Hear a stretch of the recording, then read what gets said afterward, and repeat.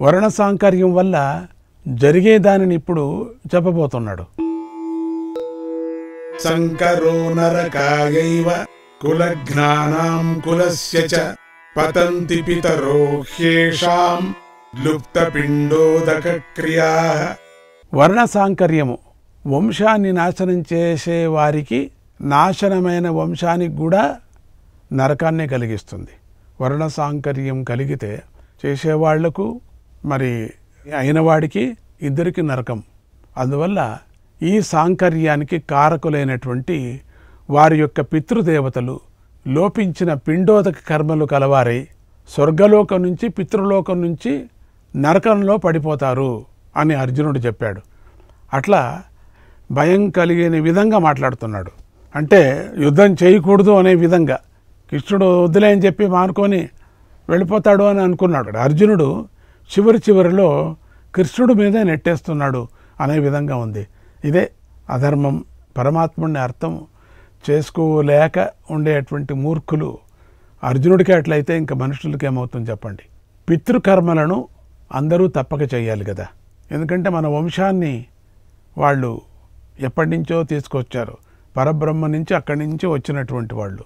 ఆ కర్మల వల్ల వారు ప్రసన్నులై అనుగ్రహిస్తారు. ప్రతి సంవత్సరము ప్రతి ఒక్కరూ కూడా 4 వర్ణాలు వారు కూడా పితృ కార్యాన్ని చేస్తారు.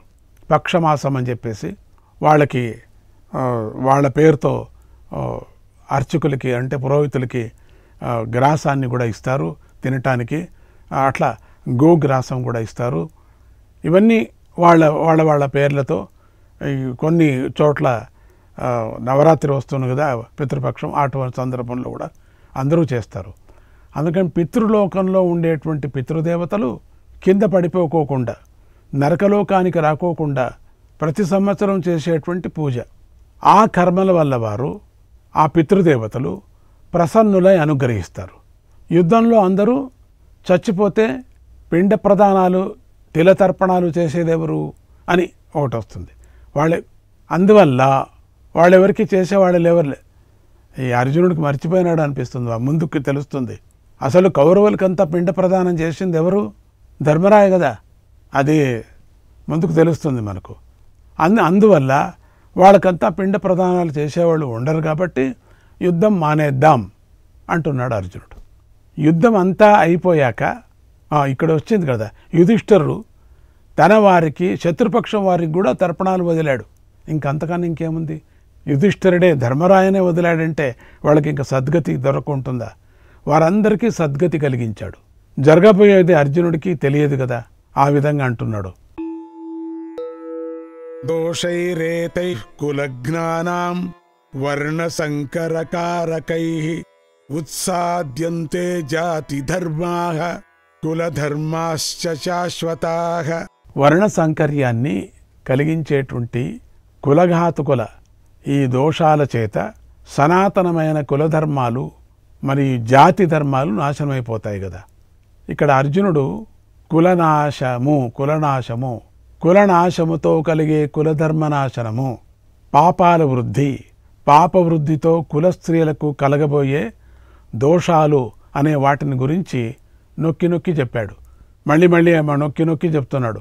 ఎప్పుడు స్త్రీలకు అకాలంలో పతి వియోగం అయిపోతే వాళ్ళు మళ్ళీ ఇంకా రెండో పెళ్లి చేసుకుంటారు కదా. అందుకని యుద్ధం వల్ల కులధర్మాలు, జాతి ధర్మాలు, శాశ్వతమైన ధర్మాలు కూడా నశిస్తాయి అన్నాడు. కులధర్మాలు, జాతి ధర్మాలు, శాశ్వతమైన ధర్మాలు కూడా నశిస్తాయి యుద్ధం నుంచి. బాగా ఉండేవాళ్ళు కూడా నశిస్తారు, పాడైపోతారు. అందుకని యుద్ధం ఎందుకులే, వద్దులే, మానుకుందాం. అసలు ఇప్పుడు వీడిక డిక్లేర్ చేసి యుద్ధం మానుకుంటే వాడు ఊరికే ఉంటాడా అని కత్తి పట్టుకొని వచ్చిన వాడు కత్తి లోపల పెట్టుకోడు కదా, కొట్టే పోతాడు. అది తెలియదేమో అర్జునుడికి అనిపిస్తుంది. జాతి అంటే మనుష్య జాతి. ఇక్కడ జాతి అంటే మనమనే వేరే వేరే జాతి అంటాం కదా, అది కాదు. మనుష్య జాతి. మనిషికి పుట్టకతోనే కొన్ని ధర్మాలు ఉంటాయి, వాటినే మానవత్వం అని పిలుస్తారు మనం. ఇక కులధర్మాలంటే వంశాచారాలు. ఈ వంశాచారాలు చాలా చక్కగా మనం చేసుకోవాలి. శాశ్వతమైన ధర్మాలంటే వేదశాస్త్రాల్లో చెప్పబడే ధర్మాలు శాశ్వతమైన ధర్మాలవి. ఇవి ఏ కాలంలోనూ మార్పు చెందనివి వేద ధర్మాలతో అనుసరించినటువంటి కొన్ని కులధర్మాలు ఉన్నాయి కదా, అవి ఎప్పటికీ వెళ్ళవు. దాన్ని అట్లనే అనుసరించుకొని పోతూ ఉంటారు. ఈ ధర్మాలన్నీ నశించిపోతాయి అంటే అవి కూడా పోతాయి. కులధర్మాలు, శాస్త్రధర్మాలు ఇవన్నీ మొత్తం అన్ని నాశనం అయిపోతాయి అని అర్జునుడు బాధపడుతున్నట్టుగా కనిపిస్తుంది. బాధపడుతున్నాడు.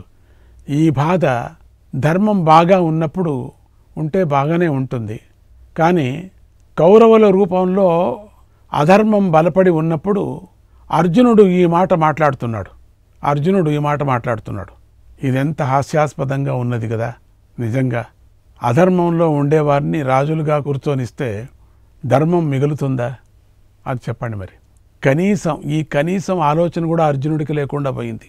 కౌరవులు ఎటువంటి వారంటే యుద్ధం వద్దని వెళ్ళిపోతున్న పాండవులను వెన్నుపోటు పొడవటానికి కూడా వెనుకాడని వారు. అంటే వాళ్ళు వదలరు కదా, అనుకున్నాం కదా. వెనక నుంచి వచ్చి కొడతారు, వాళ్ళు వదలరు. అటువంటి వాళ్ళు అన్నీ వదులుకొని వచ్చారు. వాళ్ళకి ఏ ధర్మము లేదు. ఇక వాళ్ళకి ఎదురు మనిషిని చంపి తాను రాజ్యం బొక్కసాన్ని తీసుకోవాలి, రాజ్యాన్ని తీసుకోవాలంతే. అవరు యోగంతో వాళ్ళు అనుభవించాల. వాళ్ళకి వావి వరుస పిల్లలు మామ అవంతా ఏమీ లేదు వాళ్ళకి. అటువంటి వాళ్ళు ఉండవచ్చా? అసలు ధర్మాన్ని నాశనం చేస్తూ ఉండేవాళ్ళు పాండవులా కౌరవులా అనేదాన్ని మీరు యోచన చేస్తాం మనం. ఇప్పుడు పాండవులకి మొదటి నుంచి కూడా యుద్ధమేమి కావాలని ఉంటే అన్ని కష్టాలు పడేవాళ్ళ వాళ్ళు, ఎప్పుడో చెలరేగేవాళ్ళు, ఎప్పుడో నాశనం చేసేవాళ్ళు, యుద్ధం చేసేవాళ్ళు. వద్దు కదా, శాంతిస్తారు అనే కదా మార్జిన్ ఇచ్చుకొనే వచ్చారు కదా పాండవులు. 13 ఏళ్ళు ఎందుకు కష్టపడ్డాడు? మార్జిన్ ఇచ్చుకొని వచ్చారు. ఎంతమందిని పంపించారు రాయబారిగా? నువ్వు వెళ్ళి చెప్పు. బ్రాహ్మణుని పంపించాడు. విదురుడు నీతుడు చెప్పాడు. కృష్ణుడే వెళ్ళాడు. వాళ్ళు మారారా? అందుకని ధర్మం చంపుకునేవాళ్ళు పాండవుల కౌరవుల? ధర్మం చంపుకునేవాళ్ళు కౌరవులు. అంతేగాని యుద్ధం చేస్తే చచ్చిపోతాం మనము చేస్తున్నామనే దృష్టితో కృష్ణుడికి నింద మోపుతున్నాడు అర్జునుడు. యుద్ధం వద్దు అని వెళ్ళిపోవచ్చు అనుకోండి పాండవులందరూ కూడా, అందరూ తిరిగి వెళ్ళిపోదాం. కానీ తయారుగా వచ్చినటువంటి వాళ్ళు కౌరవులు ఊరికే ఉంటారా? వెనక నుంచి బాణాలు వేస్తారు, చంపుతారు వాళ్ళను. ఎందుకంటే ఏ రోజుకైనా వీళ్ళు ఉండకూడదు, ఈ శత్రువులు ఉండకూడదు. ఎందుకంటే అధర్మానికి ధర్మం ఉండకూడదని కదా చెప్తుంది కదా ఎప్పటికీ.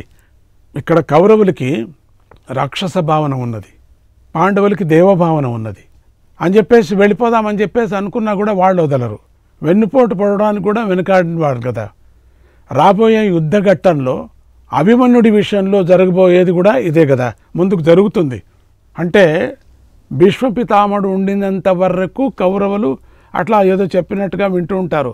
భీష్మపితామహుడు యుద్ధం నుంచి విరమించుకున్న తర్వాత పరమపదాన్ని పొందిన తర్వాత అధర్మ యుద్ధం ప్రారంభమవుతుంది. అది నిదానంగా చెప్తాను మీకు. అధర్మ యుద్ధం ముందుకు జరుగుతుంది. మహాభారతంలో ముందుకుంది మనకు. అధర్మ యుద్ధం జరుగుతుంది. వాళ్ళు అన్ని దాళ్లకు తయారుగా వచ్చారు. వాళ్ళు రాక్షసులు.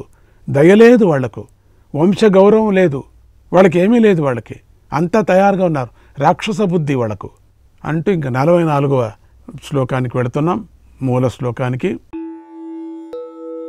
ఉత్సన్న కుల ధర్మాణం మనుష్యాణం జనార్దన నరకే నియతం వాసః భవతీత్యనుశుశ్రుమ. ఓ జనార్దన, ఎవరి వంశధర్మాలు నశించిపోతాయో అటువంటి మనుష్యులకు నరకలోకంలో నివాసం తప్పకుండా కలుగుతుందని వింటూ ఉన్నాం. కులధర్మాలు ఎక్కడ నాశనం అయిపోయాయో వాళ్ళకి నరకలోకమే ఇక అని, కులధర్మాలు ఎక్కడెక్కడ ఉన్నాయో అక్కడ వాళ్ళకి పితృలోకంలో జాగా ఉంటుంది, స్థలం ఉంటుంది.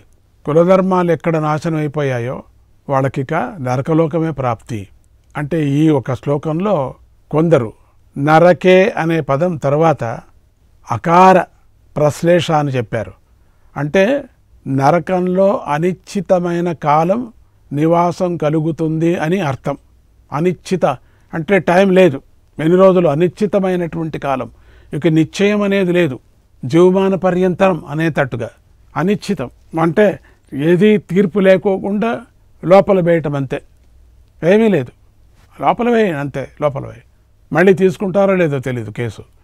ఆ విధమైనటువంటి నియతం అంటే తప్పకుండా కలిగి తీరుతుంది అని అర్థం. ఇక్కడ నియతం అంటే ఇక్కడ అర్జునుడు వేదాలను ధర్మశాస్త్రాలను తీసుకొని వచ్చి మాట్లాడుతున్నాడు ఇక్కడ.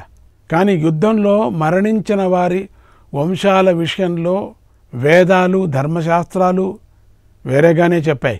ఆ విషయాన్ని మరిచిపోయాడు అర్జునుడు. పాపం పూర్తిగా తెలుసుకోలేదు. మరిచిపోయాడనే బదులు తెలుసుకోలేదు. ఈ ప్రకారంగా స్వజనుల వధ చేయటంలో కలిగే గొప్ప అనర్థాన్ని చెప్పి ఇప్పుడు అర్జునుడు తన శోకాన్ని వ్యక్తం చేస్తున్నాడు. దాని మీద నెట్టేశాడు మొత్తం. ఇక 45వ మూల శ్లోకానికి వెళదాం. అహోబత మహత్పాపం కర్తుం వ్యవసితా వయం యద్రాజ్య సుఖలోభేన హంతుం స్వజనముద్యతాః. అయ్యో ఎంత కష్టం వచ్చింది. మన బుద్ధిమంతులమై ఉండి కూడా పెద్ద పాపాన్ని చేయటానికి సిద్ధులమయ్యాం కదా. మనమంతా కూడా పాపం చెయ్యాలనేటువంటి నిశ్చయించుకున్నాం కదా. ఎందుకంటే రాజ్యసుఖం మీద లోభంతో మన వారిని చంపుకోవటానికి ఉద్యుక్తులై ఉన్నాము కదా అన్నాడు. అంతా తెలిసి మనం ఈ విధంగా చేస్తున్నామే, మన వాళ్ళను చంపుకుంటున్నామే రాజ్యసుఖానికోసరం. ఎన్ని అనర్థాలు వస్తున్నాయి దీని నుంచి. వర్ణ సంకరణమే కాకుండా జాతులన్నీ కూడా నాశనం అయిపోయేదే కాకుండా పితృలోకంలో వాళ్ళకు స్థలం లేకోకుండా నరకలోకానికి వచ్చే పడేటట్టుగా చూస్తున్నాము. దయలేదు, అన్యాయంగా బంధువులంతా చంపుకుంటున్నాం. ఈ విధంగా చెప్పి అర్జునుడు తన నిర్ణయాన్ని చెప్పేస్తున్నాడు. ఇది నిశ్చయించుకున్నాడు. దీనిల మీద వేశాడు. 1 శాస్త్రం మీద వేశాడు, 2 బంధువుల మీద వేశాడు, 3 కృష్ణుడినే అన్నాడు ఒక మాట. ఏమని? నీ వంశాన్ని నిలబెట్టుకున్నావు, దానికి ప్రతిష్టలు బాగా పైకి వచ్చేటట్టుగా చేశావు, ఈ వంశాన్ని నాశనం చేస్తామనుకున్నావా అనే విధంగా మాట్లాడాడు. ఈ గుడ్డితనం చూడండి ఎక్కడి వరకు వస్తుందో, బుద్ధి చెడిపోయినప్పుడు అని అంటూ మూల శ్లోకంలో 46వ శ్లోకానికి వెళుతున్నాం. యది మామ ప్రతీకారం అశస్త్రం శస్త్రపాణయః ధార్తరాష్ట్రారణే హన్యుః తన్మే క్షేమతరం భవేత్.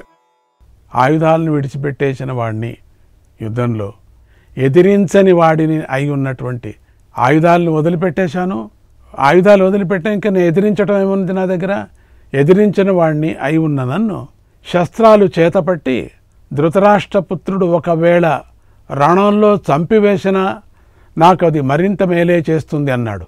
అంతే, ఒకవేళ చంపేసినా కూడా పర్వాలేదు, మేలు చేస్తుంది నాకు, చంపేసాయని పర్వాలేదు.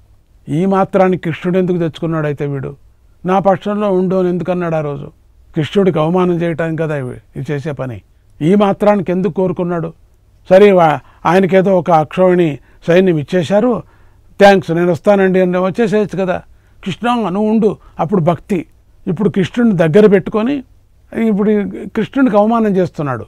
అంటే పర్వాలేదు, నేను అస్త్రం వదిలేస్తున్నా, వాళ్ళు నా వెనకలు వచ్చి నన్ను పొడిచినా చచ్చిపోవటానికి సిద్ధంగా ఉన్నాను అంటే కృష్ణుడికి ఏం వెల ఇచ్చినట్టు అవుతుంది అర్జునుడు. ఇక్కడ అర్జునుడు పారిపోతాను అనటం లేదు, పారిపోవాలి అనుకోవటం కూడా లేదు. మీరు యుద్ధం చేయండి, నేను ఇక్కడే కూలబడి ఉంటాను అని అర్థం. ఇక్కడే కూర్చొని చూస్తూ ఉంటాను అంటే యుద్ధం చూడాలనిపించింది. ఇంత మహావీరుడు, శూరుడు, పరాక్రమవంతుడు, ఇప్పుడు శాస్త్రము సూత్రము ఇంతవరకు రాలేదా నీకు? శత్రుపక్షం వారు నన్ను కొడితే కొట్టించుకొని నేను ఇక్కడే మరణిస్తాను అంటే నిందంతా ఎవరు? కృష్ణుడికి మోపటానికే నువ్వు చేసిన పని. కొడితే కొట్టించుకొని ఇక్కడే మరణిస్తాను, కృష్ణుడు ఎందుకు తీసుకొచ్చావు? అయితే అది నాకు మేలు చేస్తుంది, నీకు మేలు చేస్తుంది అనుకున్నావా? అది ఎంత కీడు చేస్తుందో నీకు తెలీదు అని అంటున్నాడు. ఇది అసలు క్షత్రియుడు ఆడగూడని మాట, సరి అయినటువంటి పని చేసేటువంటి వాడు నోట్లో రాకూడదు. ఇది దేనికి పనికిరాని వాడు ఆడేటువంటి మాటలు. యుద్ధంలో వెన్ను చూపకుండా యుద్ధం చేస్తూ మరణించిన వీరుడికి తప్పక ఉత్తమ లోకాలు కలుగుతాయి. అతడు సూర్యమండలాన్ని భేదించుకొని పైలోకాలకు పోతాడు అని ధర్మశాస్త్రాలు చెబుతూ ఉంటే అర్జునుడేమో బృహన్నలలాగా మాట్లాడుతున్నాడు. ఇవన్నీ పైలోకాలకు వెళతాము, యుద్ధం చేసి గెలిచినవాడు, ఇట్లంతా ఓడినవాడు, పడిపోయినవాడు పైలోకాలకి వెళతాడు అనే విచారాన్ని తెలిసినప్పటికి కూడా అంతా సిద్ధమయ్యి ఇన్ని రోజులు శతమతలు ఆడుతూ కొనకు తీర్మానం చేసుకొని వచ్చారు. అవమానాన్ని పొందారు. ద్రౌపది అవమానం పొందింది, వాళ్ళకంతా ప్రతిజ్ఞ చేశారు, ఏమైపోయినా అంతా కూడా తెలీదు. ఇలా చెప్పి అర్జునుడు ఏం చేశాడో దానిని సంజయుడు ఇక్కడ చెప్తున్నాడు, ధృతరాష్ట్రుడికి చెప్తున్నాడు. సంజయ ఉవాచ ఏవముక్త్వార్జునః సంఖ్యే రథోపస్థ ఉపావిశత్ విసృజ్య సశరం చాపం శోక సంవిఘ్నమానసః. సంజయుడు ఇలా అన్నాడు, రణరంగంలో శోకంతో కలత చెందిన మనస్సు కల అర్జునుడు ఈ విధంగా పలికి బాణంతో పాటుగా ఉన్న ధనుస్సును కూడా విడిచిపెట్టి రథం యొక్క వెనుక భాగంలోకి వెళ్ళిపోయాడు, కూర్చుండిపోయాడు అన్నాడు. ఆ సంజయుడు చూసినటువంటి దృశ్యాన్ని చెప్తున్నాడు. ఇట్లంతా అనేసి అక్కడ వదిలేసి వెనక వెళ్ళాడు. ఇతి శ్రీమద్భగవద్గీతాసు ఉపనిషత్సు బ్రహ్మ విద్యాయాం యోగశాస్త్రే శ్రీకృష్ణార్జున సంవాదే అర్జున విషాదయోగో నామ ప్రథమోऽధ్యాయః.